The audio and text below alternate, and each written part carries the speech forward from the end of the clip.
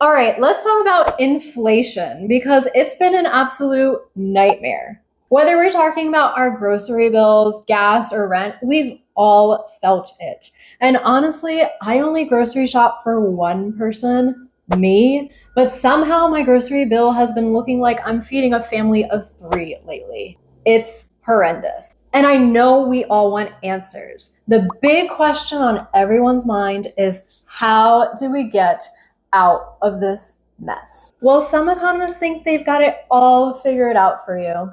Their grand solution is to punish businesses for raising their prices. We're talking price controls, profit caps, and tighter regulations. Right, because when has that ever gone wrong before? But is this actually the best way to fight inflation, or is there a better way?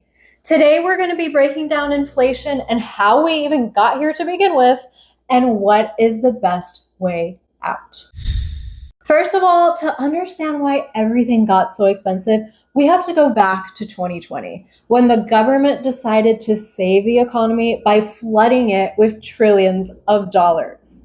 We had things like the CARE Act, which cost us over $2 trillion, the American Rescue Plan, which cost us about $1.9 trillion, and on top of all of that, we had direct stimulus payments to millions of Americans. That's over $4 trillion that was pumped into the economy. Meanwhile, businesses were shutting down, supply chains were collapsing, and production slowed.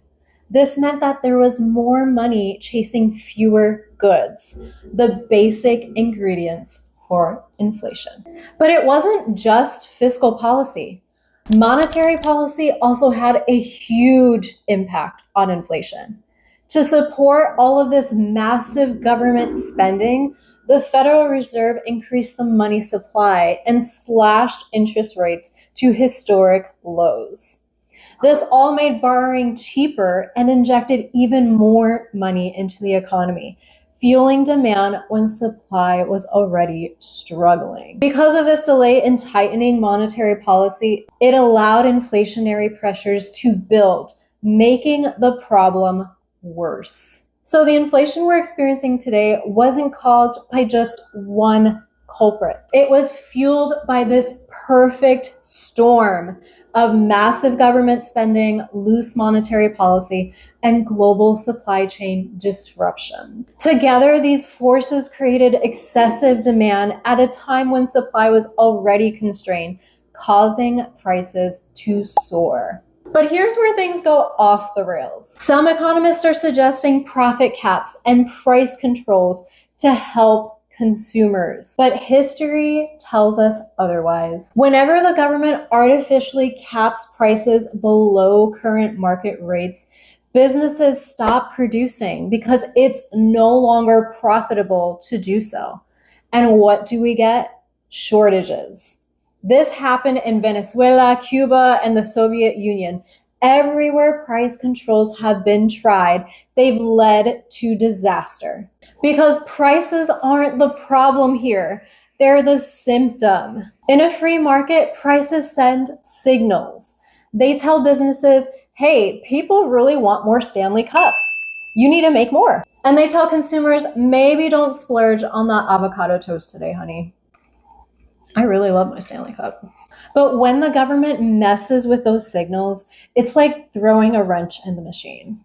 Markets can't function properly without prices. So the real issue here isn't that businesses or companies want to make a profit.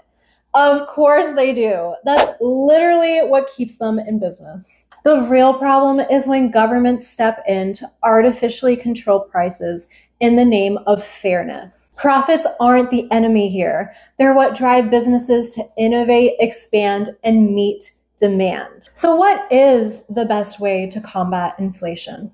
Well, first of all, we need to stop flooding the economy with cheap money. We need to let markets adjust and get the government out of the way. Stability, growth, and lower prices don't come from government mandates.